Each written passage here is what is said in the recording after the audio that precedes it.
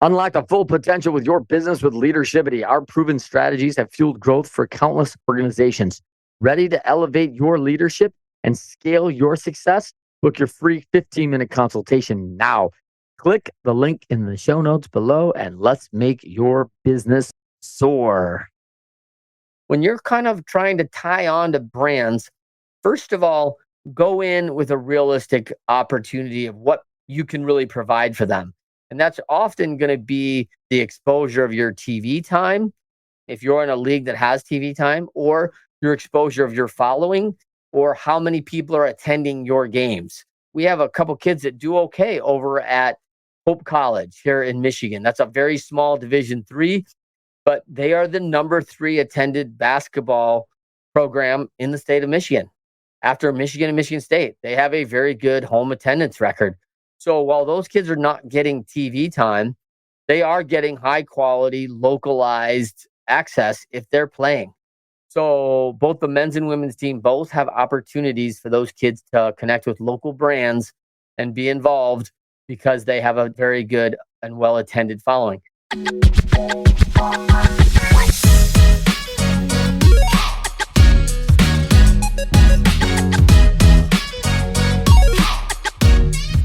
Welcome to NIL4U, our next edition. I'm Rob Finkelstein, founder and CEO of Alumni Direct, where we've created a platform to make it easy for athletes and other alumni to network and connect within their communities. I also do another podcast, Athletes to Entrepreneurs, the Alumni Journey, where we talk about transitioning out of sports. But I'm so excited every week to do this NIL4U with my co-host, Trent Clark. How you doing, Trent? Excellent, Rob. How are you doing, buddy? I am always thrilled to talk NIL and talk some shop, and super excited to get going here. We got lots of cool stuff to cover. Absolutely. And we try to make this all about education and NIL for good and just to cover a lot of different topics. So what do we got today, Trent? Yeah, let's get going with, as we talk about this, first, Rob, I want to real quickly how people can find you, the CEO of Alumni Direct and a sponsor of this podcast. How can people find out and reach out to you and find out more about Alumni Direct? Well, they can go to alumnidirect.com. They can follow us on LinkedIn and Facebook, X, TikTok, and just excited to bring people out there and start building these communities and seeing everything we can do to help them out. Perfect. I am Trent Clark. I'm the CEO of aim4nil.com, or Athletes Influencer Marketing. We do NIL education. There's a tag there at the bottom where you can get 25% off your NIL Academy. We help educate athletes from high school to college, to their parents, to coaches, to athletic directors, to coaching staff about this NIL world and how to navigate this business of NIL. So love talking some shop on this, Rob, as always. So let's keep going with some headlines because there's some good ones this weekend about things that are happening in the NIL environment. Let's start with right here, our hometown. Again, we're in my state of Michigan. I love coming in. The 13 Michigan football players signed deals with Wolverine boots. Wolverine is a company based in Grand Rapids, Michigan. And obviously, pretty big U of M supporters, probably more so than Michigan State after that drubbing the other day. You know, they're, I think, 1 or 2 in the country. And why wouldn't you sign on with the leaders, right? Absolutely. Got to love taking the whole Wolverine. And I'm assuming that Wolverine boots probably came after Michigan started. So like the Wolverines was before that. Yeah, it's a good question. Like who was first, the Michigan Wolverines or Wolverine boots? That is a long-standing company that own a ton of stuff. I did not know that Wolverine boots owned Saucony, and they owned a number of different brands that actually surprised me. They have quite a line of different things. But, talking about Scott Schosel here, the VP of Global Marketing, Wolverine, natural fit for Wolverine to partner with members of Michigan football programs. They share the same values, blue-collar work ethic, and tenacity that the Wolverine brand is founded on. Maize and Blue Collar campaign is all about the importance of hard work and commitment, whether you're battling on the 50-yard line or on the front lines of a job site. So that's a pretty cool tag to connect those groups. And certainly, when you come to Michigan and you talk about your construction labor, that frontline labor group, you have a lot of U of M fans in this state. So it doesn't hurt that the constantly national recognition and just the branding of the Wolverines, their helmet, everything else really sticks out. So tying into the common man in football and the laborer who goes out there and really needs a high quality pair of shoes, I think that's smart on Wolverine's part. Yeah, no doubt. Yeah, quick question too. I don't know if you know this or not, but how do they? I would assume there's some way to attribute results based on these campaigns. Yeah, we're going to talk about that a little bit later because that is a major challenge, right? Like, the question is what does Wolverine expect from this? We have a number of deals with athletes that actually the product is specific that they do not want the athlete to sell more product. They are doing it for maybe the Sports Philanthropy Network where they want a feel good project and they're supporting something. Sometimes they just want brand recognition. Some ambassadors and brands really want product movement, sales. And so it's very interesting. I have a client with the American Hat Company that does cowboy hats, and they make just these fabulous hats. But that is an industry that is just sold out. I mean, there's only so much felt in the world. And with Yellowstone, the fact, I think one of these things, like they can't keep selling hats. They are on a backlog to get their vendors supplied. So it is not an easy process. Everyone always wants great sales, right? But here's the challenge of supply chain issues and product issues and supplying the customer. So not everybody wants the same things out of a deal. So I think each deal is kind of dependent on what success looks like. And certainly if you're an athlete out there or you're a brand, that should be discussed on the front end about what success looks like, because it's not the same for everybody. Absolutely. How about we bounce into this one right here? I know you pulled this one up because you really love this one. Talk to me about what you really thought was pretty cool about this.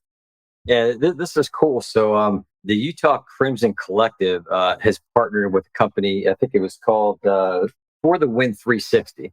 And so what they're doing is they are offering every Utah scholarship football player an opportunity to get a 24 Ford Ram truck. And it's like a lease deal with insurance and all that covered. And as long as they have their scholarship, apparently this lease deal is good. I mean, I got to imagine they've got quite a few scholarship athletes there that could take advantage of this.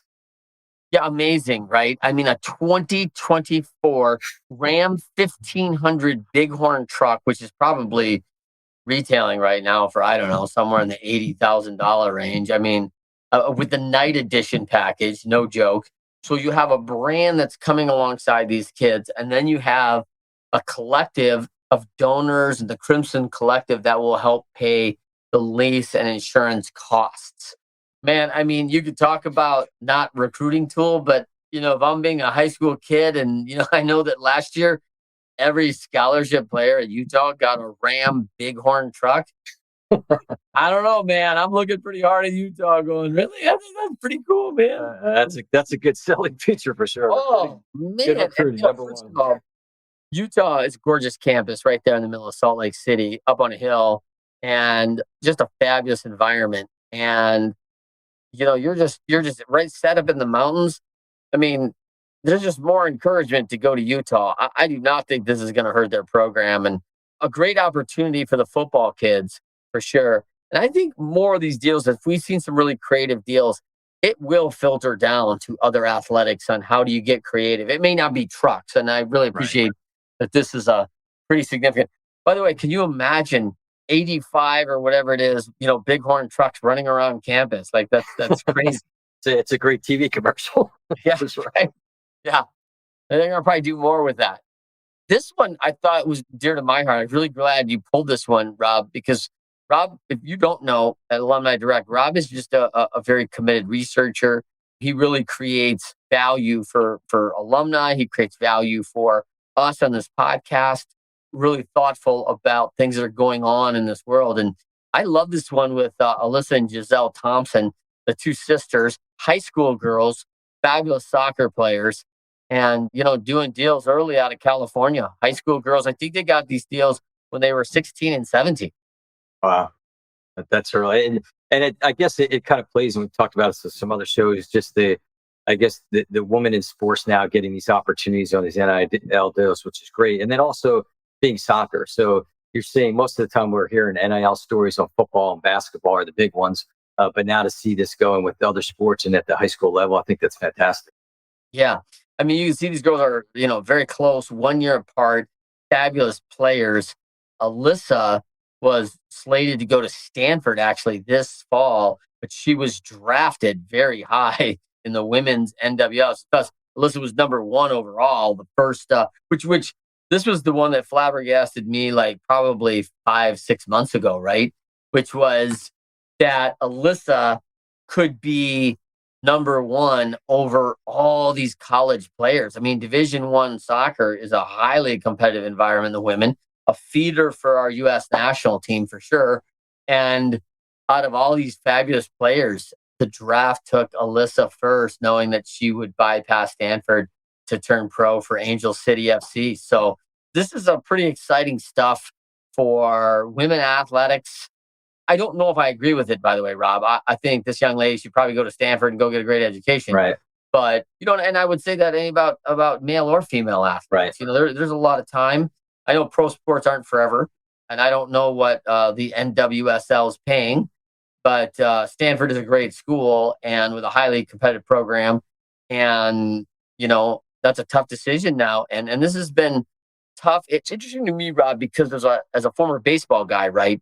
This is a consistent tough choice for athletes in professional baseball because when you're out of high school, you can sign a contract and you have to either do one or the other. This is not like the NHL where you can take a furlough and you still have college eligibility.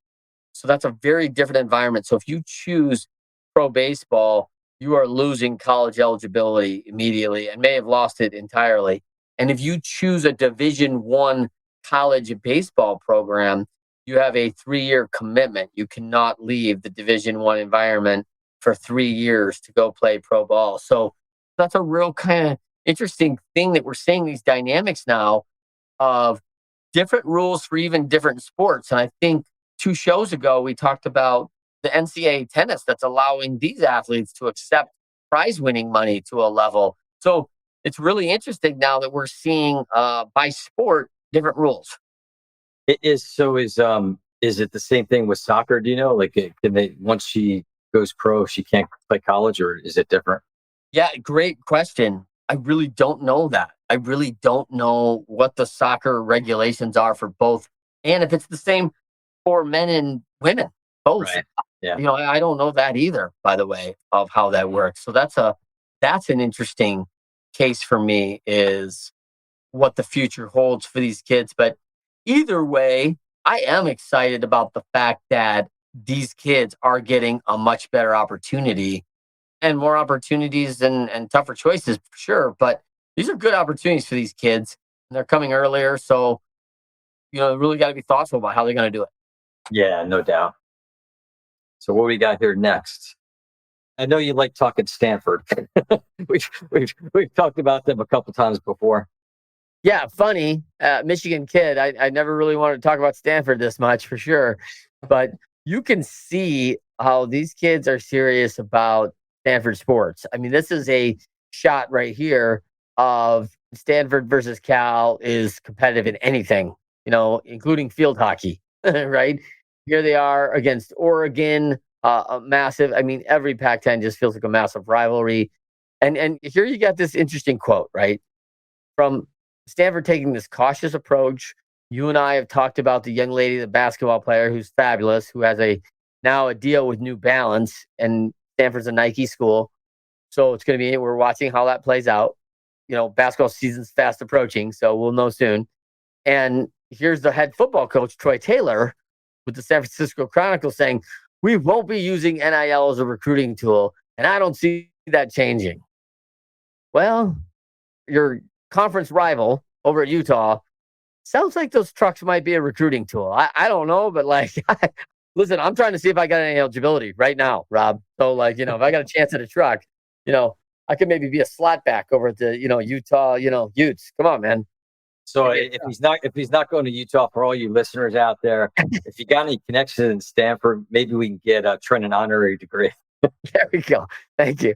That's exactly what I need. But yeah, as much as Stanford says they're taking a conservative approach, what I love about Stanford forever, Rob, is such an entrepreneurial environment, right? They're so tech centric.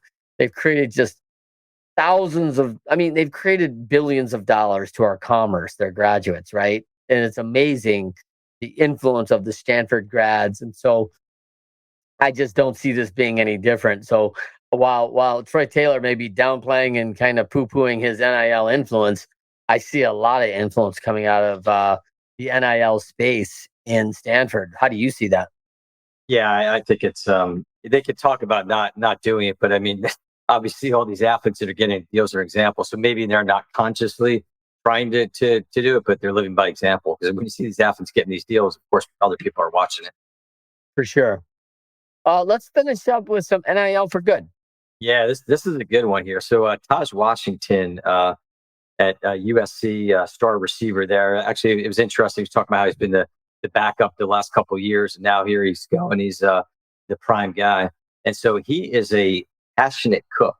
He loves to work with different cooking brands, and so he's working with LA Victoria, and it's cool. So every time he makes a big play, apparently he has a salsa dance. I don't know if you've seen that yet or not, Trent, but when he does that, they're donating 16 pounds of food to the USC food pantry.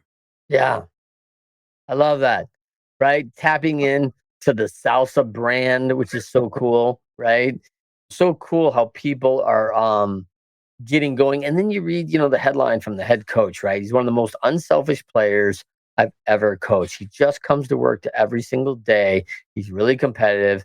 There's no job too big or no job too small. He's just tremendous, a great special teams player and a great blocker, really focused. He's worked hard his craft. There's a laundry list of things when we got here, evaluating what we knew he needed to improve on quickly. We laid this all out for him in a plan, and he just takes it and keeps doing it, runs with it. And I mean, I just think that's a great story of kids. It's not easy, right? And Taj Washington is proving that this hard work and being involved, and then the ability to give back. I just think that's pretty cool. It's great. And I think he's a prime example. And, it's nice to see articles like this and we're highlighting this, but I think NIL for good, obviously any type of cause is great, but it definitely spins a positive on everything. I mean, for all the negativity you might hear about some of these deals and these collectives, this is something special. I think if more and more athletes do this, it will create a better overall brand image for everything that's going on with NIL. Yeah. And you can see this kid who's had to work his way to getting on the field. Not easy, starting out as a special teams guy. Now he's got South Bay Athletic Club. That's cool. A very localized club there to the USC campus. Clean Energy. That's a national brand. Goat Fuel, another local. Rock and Riley's USC. And Honey Stinger. And so he's got all those. Then he's got his own vlog he's running. So he's running a video program that he's doing called the No Huddle Kitchen, because he's just loving his cooking, right? And what a great sponsor to have HelloFresh involved. And I've seen a number of athletes get involved, the food delivery service, similar to a HelloFresh. And hey, kids, that may not be a monetary value to you. You may not get paid big money by HelloFresh, but last time I looked, man, having 10, 12 high quality meals a week as a college kid, that's huge because all these things cost. So I just see that as a really smart movement on Taj. Well done.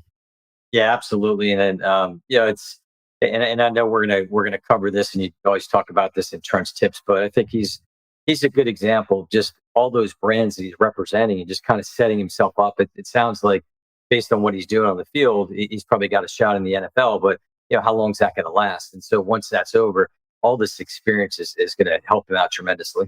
Yeah. So he's slated to make between $200,000 and $300,000 this year in NIL. I mean, that's real money, folks. I mean, that is bringing new challenges for an athlete, but these are the challenges where it's really important to go and get educated, right? As we talk about Trent's tips this week, we're going to talk about power of no. You've got to get prioritized. And what I've seen, Rob, is that when athletes start making about $15,000, $20,000 in NIL money, it's a lot to manage. You have to get very good about selecting brands that work and work into what you're working on and how you're doing that. And you also need to get very thoughtful about how you can batch the work. Much of the work on NIL is social media.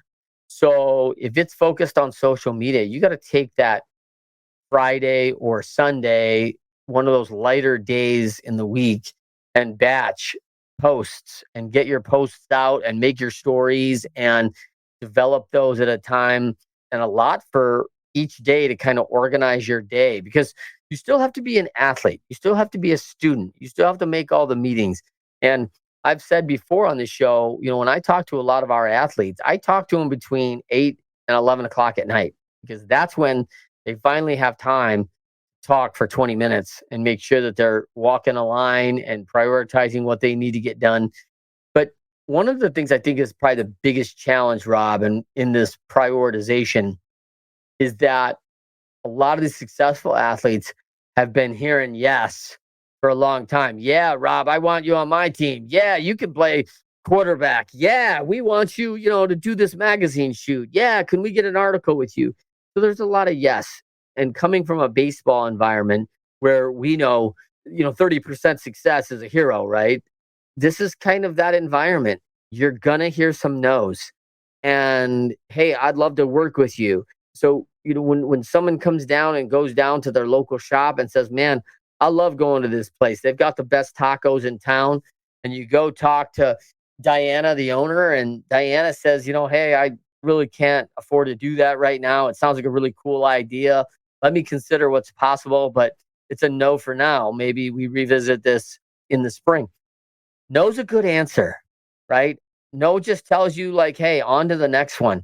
The worst answer out there for these young adults is maybe, because you end up spinning your wheels, calling them back, following up. Hey, do you think you might want to do something now? Maybe. People will get strung out with a bunch of maybes, and you'll spend a lot of time and energy considering it. So when you're kind of trying to tie on to brands, first of all, go in with a realistic opportunity of what you can really provide for them. And that's often going to be the exposure of your TV time, if you're in a league that has TV time, or your exposure of your following, or how many people are attending your games. We have a couple kids that do okay over at Hope College here in Michigan. That's a very small Division III, but they are the number 3 attended basketball program in the state of Michigan. After Michigan and Michigan State, they have a very good home attendance record. So while those kids are not getting TV time, they are getting high quality, localized access if they're playing. So both the men's and women's team both have opportunities for those kids to connect with local brands and be involved because they have a very good and well-attended following. So as an entrepreneur, you are going to hear no, and no is okay. And that just means you're on to your next yes. Cross them off the list and move on. And that doesn't mean it's a no forever. They may come back to you later after they see this. But I would really focus on the people who are willing to come alongside, and you may have to educate them and drive them on how this can look. So you creating a very easy value proposition becomes really important. So the concept here would be, hey, I'm going to go to my sandwich shop, my favorite sandwich shop, and say, hey, Diana, I could do this for $200 a month, monthly recurring revenue. Hey, that's not bad. That's $2,400 a year. And I'll make a post a week on your specials. And man, I'd love it. I'm a pretty popular guy on campus. And if we could name my favorite sandwich, the Trent sandwich or the number 9 sandwich off the jersey I wear. And I can promote the heck out of that sandwich. And maybe you can give me a quarter for every sandwich it sells. And, now you got people coming in going, oh, I came in for the number 9 because Trent said so. But I came in with 3 other people. So, they're going to sell, maybe $30, $40 worth of sandwiches. So I got a question. You bring up an interesting point. So you're kind of talking about the athlete going in there and talking. So how much is it the athlete talking to the brand, like in that case, the restaurant, or the representatives? If it is a representative, maybe talk a little about the importance of identifying the right people to surround you. Yeah. So, as an advisor, they may bring brands to you, which is really good. That's often. But at the end of the day, there are going to be, we talked about the 570,000 college athletes. And if you have a massive following and you're playing in a large Division I program that has tons of TV time and tons of national recognition and major TV contracts, there's going to be a lot more deals that come your way. But I will tell you that we've got representatives on U of M's football team that don't get a lot of playing time. And the collectives bring them some opportunities internally as a team where they can make, but there's not a lot of big deals for an athlete who doesn't get on the field. And that's just now. As a sophomore, maybe they're not playing. But like as we see with Taj here, junior, senior, you're a fixture in the lineup. And all of a sudden, some things have really changed for Taj and he's got some nice opportunity. But what I love about Taj Washington is he's really focused in on his passions. Yeah. He's talking about football. He's talking about dancing. He's talking about cooking. So he's tied those things in to what he's doing. I'd love to know what Taj is studying. If Taj is studying marketing, this is also into the fold of what he's doing.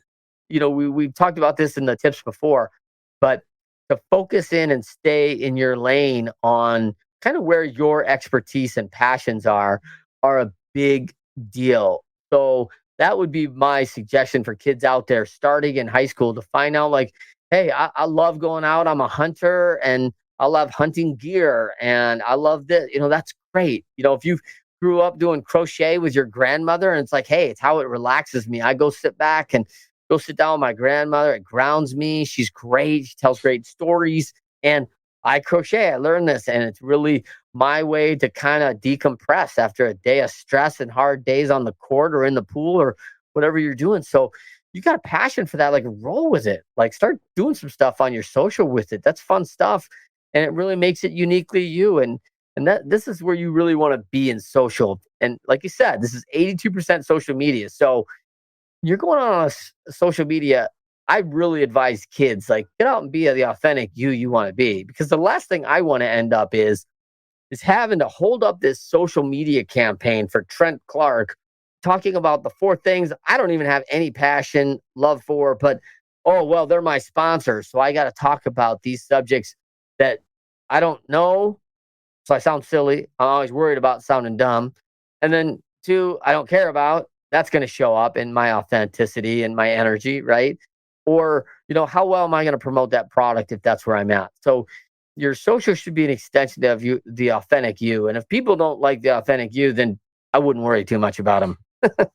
Yeah, absolutely. And I think the message too that you're talking about here too is finding that passion, but it's the building blocks for their futures as well. I mean, this NIL and the things that we're talking about, the brands, and just to be able to translate that into your future, because obviously, you've got a wonderful opportunity playing sports, but when that time is over, knowing that you went through some of these things and going through your passion and finding the right ways to promote yourself are definitely going to help you in the future. Yeah, and I think this is one of those things like learning to manage no is really important right now. As when you get out of school, you're going to go out and put 30 resumes out there in the world. And guess what? You're going to get 29 no's. You're going to hear some no's. Like this is the reality of the world. And I know that everybody's like, oh, the job market's never been better. The job market at entry level, low level labor, fast food is fine. That market is great.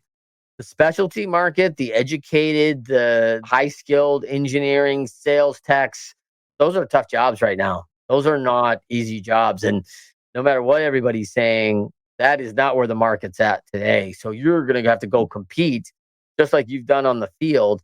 And so these skills you're learning now are going to give you a major edge in competing in the future. Yeah, no doubt. I'll tell you from I've been in sales for many years. You get a lot of no's, but you do get yeses too. So this is good preparation and practice for life. Any closing thoughts, Trent? Yeah, for me and these kids out there, and I think my thought today is for the parents, Rob. I really want parents to come alongside their kids. There's a lot of uncertainty going into university. And if I've learned nothing since the pandemic, I have learned that parents need to be involved in the education of their kids all the way through. And education of your kids is not sitting in a class getting book smart. I mean, that is one part of it. But education is how you're positioning yourself. Are you registered for where you want to be? Are you in the right programs? Are there other opportunities? What resources do you have? What's out there for you? And this is a real resource and opportunity out for any college athlete. And parents, what a fun way to come alongside your kids and actually do something with your kids that will have impact in the world. I mean, you see how Taj is doing, like I think, and I don't know that Taj is involved with his mom or his dad, but like, man, I think that's pretty cool. What a proud parent to know their son is out there doing something different. And if they've got a hand in helping him out in that, like, that's a real cool opportunity to come alongside your children and do something fun together and create impact in the world. And, here's a kid, putting out hundreds of pounds of food into the LA food bank market every week because of his talent and skill. And I just think that it doesn't get any better. Absolutely. So this has been another great episode. And, each week we try to come up with great topics and also special guests. I'm sure we'll be these next couple episodes looking to talk to some people actually on the branding side, talking to some different people that are experts and advisors and the financial side of things. So make sure you tune in each week to NIL4U. Trent, it's always a pleasure, man. It's been great.